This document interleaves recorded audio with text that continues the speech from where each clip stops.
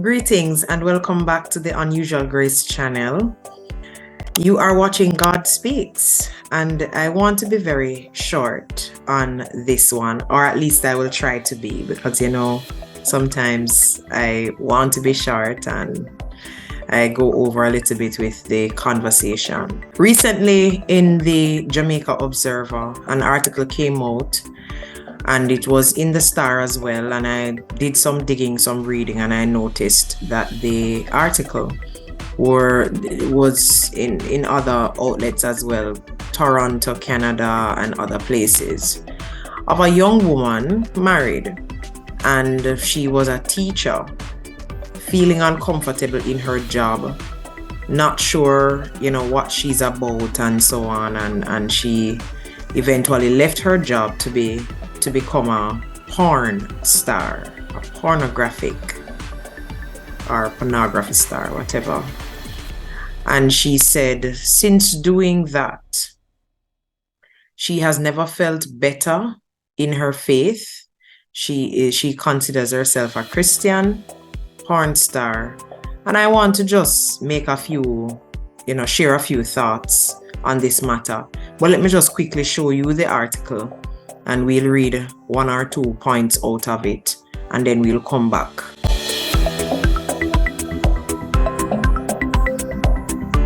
So this is the Jamaica Observer here, as you can see, and it says, "God called me to be a Christian porn star," says LA woman. And she is a mother of 4 children, as it says right there. And right here, we just pick up a statement. She says, "Before I left teaching, I felt super disconnected from myself and also God. I didn't know what my life's purpose was or how I was meant to help others."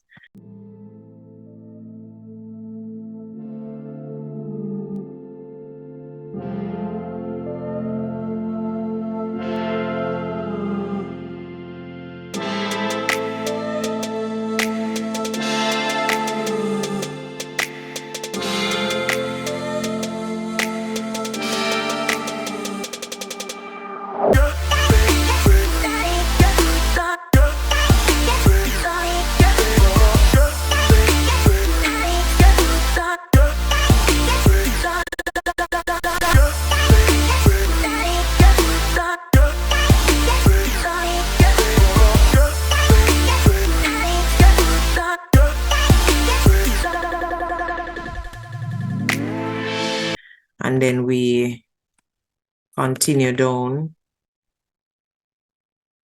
And here it says, the ex-educator admits that she initially felt ashamed of her X-rated escapades before she slowly began to realize that her strict Christian upbringing was the cause of her guilt. "I had so much sexual shame of my own at first. I remember being at a photo shoot that had several porn stars, and I was so triggered. I could feel the judgments that society and religion had instilled in me, and I was very aware of it."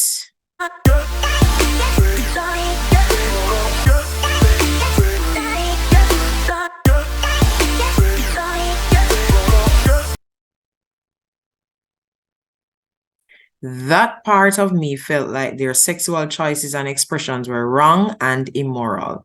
I even felt wrong by the association in that moment, but that didn't feel like God telling me to feel that way," she continued. And then,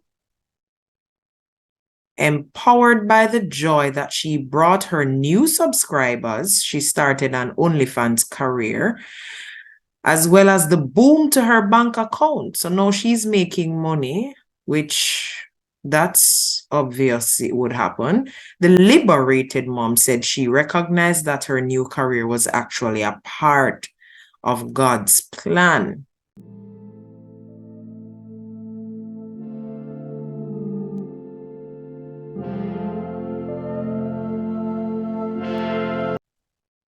And then she says, "I now reject any teaching or institutions that depicts God as an entity to be feared or to be judged by. God is loving, not fearful, and accepting, not judgmental, she declared.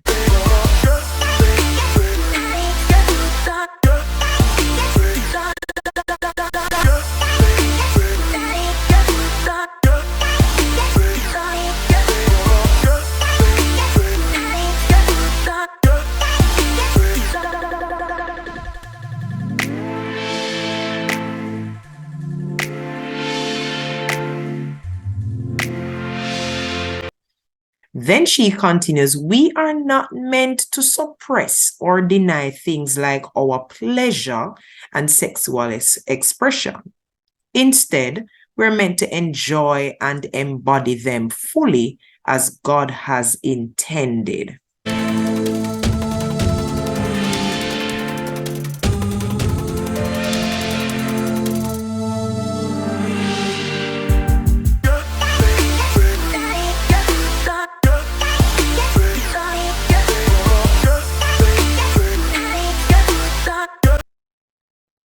And you can read the rest of this article. I will stop right there. Now, right away, I'm hoping that you are seeing some of the ways in which her claims are inconsistent with scripture. And you know, this is in this day and age, that is why I continue to encourage believers to get into the word, read and study the word, and apply it to your life. Meditate on the word, because this is exactly the kind of garbage that we are going to see coming up more and more in our day and our society, as people are being led by their feelings and sensations, and it's all about how you feel and what you can do that makes you feel good. And then we just slap on a tag and say, God called me, or God told me this, and we do what we want to do out of our flesh. Her claim is that we were not meant to, suppress our sexual energy and feelings and so on, but to express them freely. What about the part within the context of marriage? There is absolutely nothing. Sex was created by God, and it's God's design that sex should be an expression of love within the context of marriage between a man and a woman. If a Christian is single, unmarried, then they are expected to be celibate, because that's what God says in his word. So this is exactly the kind of thing that we will see coming up more and more. And I will share some other scriptures for you to read, later on in this broadcast. However, or I should say in this video presentation, it's not a broadcast. But pornography has been something that has destroyed many families and individuals. I've had to deal with, to meet with, and to counsel with children who have been exposed to pornography and so on. Porn has not had any long-term benefit to an individual, to a family, to a society, or anything like that. And while we can talk about the amount of money that it can garner, this is a product of the world. The world will spend money on anything that gives them the kind of sensation that satisfies and excites the flesh. But at the end of the day, where is your soul, and what have you had to sacrifice in order to sustain this kind of sensation? Porn addiction has been on the rise for years, and even within the church, it is a problem. And I want to share with you some key points from an article written by Patrick FAGAN, PH.D. And I'm just going to, I can probably put the link there. But it says, pornography is a visual. He's giving a definition now.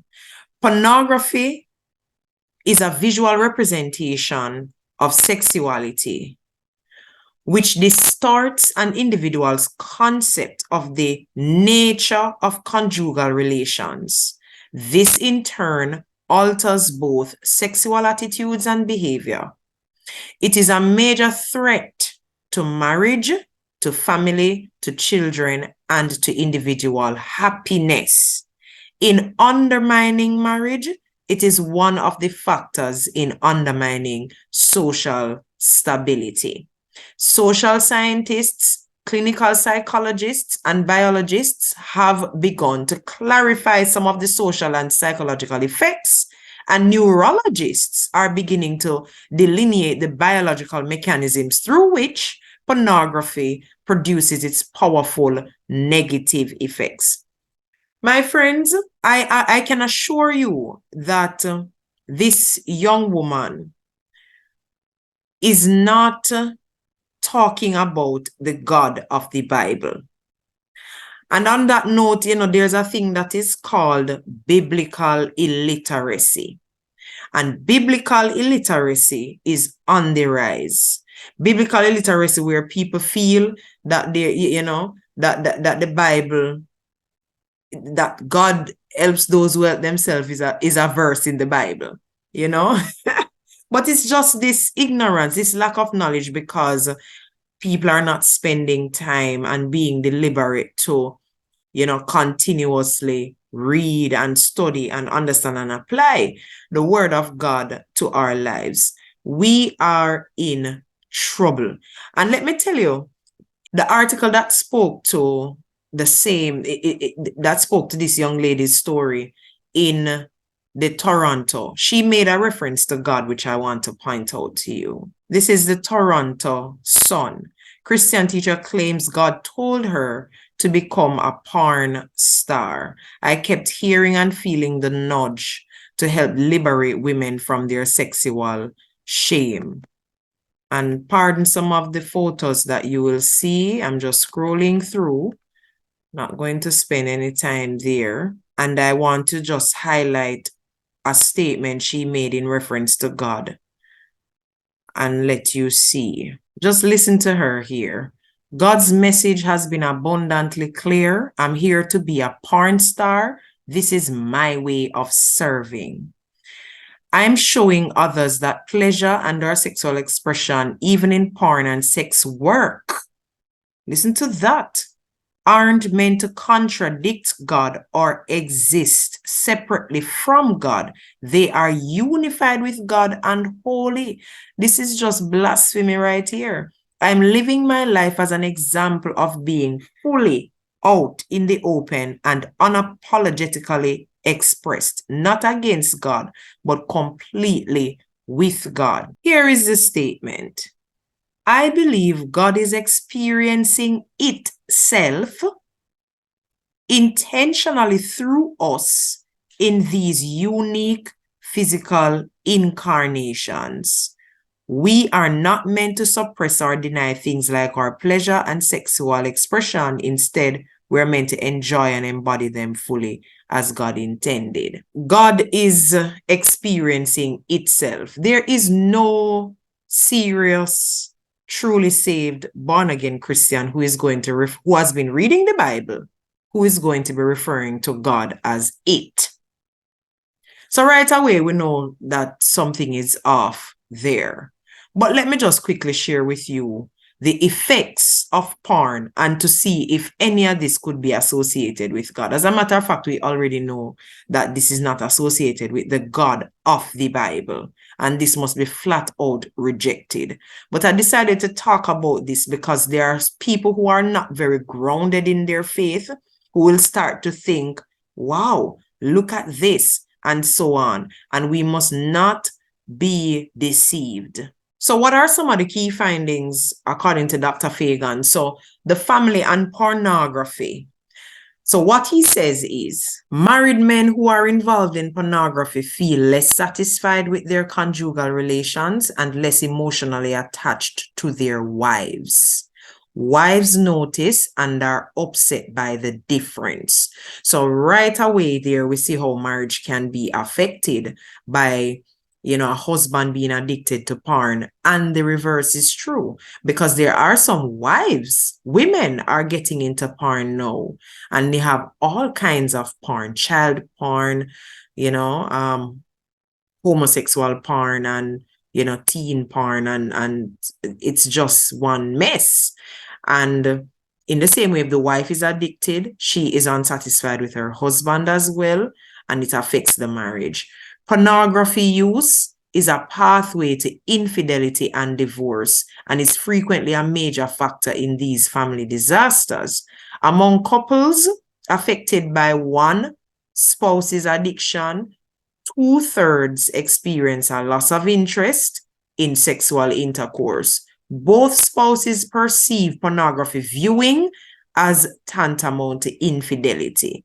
So in normal functioning people's minds, if you're in a marriage and your spouse, you find out that your spouse is hiding and clicking and behind the computer or on the phone or wherever, looking at the nakedness of other women or other men, whichever way it goes, then it's the average person will say that is, they will feel, the spouse will feel that is cheating, it's infidelity.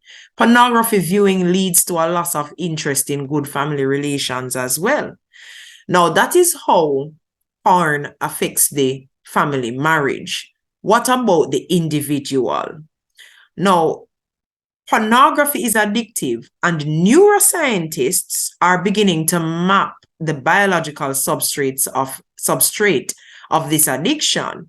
Users tend to become desensitized to the type of pornography they use, become bored with it, and then seek more perverse forms of pornography. Men who view pornography regularly have a higher tolerance for abnormal sexuality, including rape, sexual aggression, and sexual promiscuity. This is very serious. Prolonged consumption of pornography by men produces stronger notions of women as commodities or as sex objects. Pornography engenders greater sexual permissiveness, which in turn leads to a greater risk of out-of-wedlock births and STDs. These in turn lead to still more weaknesses and debilities. Now, child sex offenders are more likely to view pornography regularly as to be involved in its distribution. So this is very serious. And here it is, we have this young married woman talking about God has called her to liberate women from their sexual shame, and, starting up a website and some kind of program where she is prancing around her naked body and in provocative ways for other men and women she is objectifying herself, and her husband apparently agrees with it. Well, that's fine. But she is definitely not talking about the God of the Bible. And what are some of the other effects of pornography? And this is a very important article, so I plan to link the description. Many adolescents who view pornography initially feel shame, diminished self-confidence, and sexual uncertainty. But these feelings quickly shift to unadulterated enjoyment with regular viewing. And, that initial shame and so on, sometimes what they see as the ideal, body type and whatever else is going on, they might not look that way themselves. But eventually they get past that, and now they're becoming desensitized. This thing becomes normalized, and then they start to view regularly, and they just totally enjoy it. The presence of sexually oriented businesses significantly harms the surrounding community, leading to increases in crime and decreases in property values. And another way in which we see the negative effects of porn, the main defenses against pornography are close family life. Well, no, this is not the negative effect. I'm speaking now about how this can be prevented, or it can be avoided then, addressed. The main defense against porn are close family life, a good marriage, good relations between parents and children, coupled with deliberate parental monitoring of internet use. Traditionally, government has kept a tight lid on sexual traffic and businesses, but in matters of pornography, that has waned almost completely, except where child pornography is concerned. Given the massive, deleterious individual, marital, family, and social effects of pornography, it is time for all of us, citizens, communities, and government, to reconsider the laissez-faire approach. My friends, the Bible is very clear about God's design for sex. God's design for sex is supposed to be an expression of love within the context of marriage between a man and a woman loving each other, and also for procreation, where God allows that to happen. And even we're all as Christians called to a life of purity, sexual purity as well. The marriage bed is undefiled. All right, so even within marriage, sexual purity applies, even within marriage. And outside of marriage, it certainly applies. The unmarried Christian must be celibate until you get married, and then you can express yourself that way. The fruit of the Spirit culminates with self-control. We are not expected to be out and about. And we must be very mindful as well of the fact that God has called us to be set apart. We are not to, and for us women, men too, but I'm speaking to the ladies, Christian ladies, we must adorn ourselves in a way that we must not let me put it this way, we must not intentionally adorn ourselves in ways that communicate, sex appeal for the whole world as we come out, we must, and I'm not saying that you mustn't dress up and look good, decent, like a decent, attractive woman. Our attractiveness is not in our physical appearance only. It is in a godly character and personality that glorifies God, that people are actually interested in what you have to say, and you have a mind, and your character is one that points people to Christ.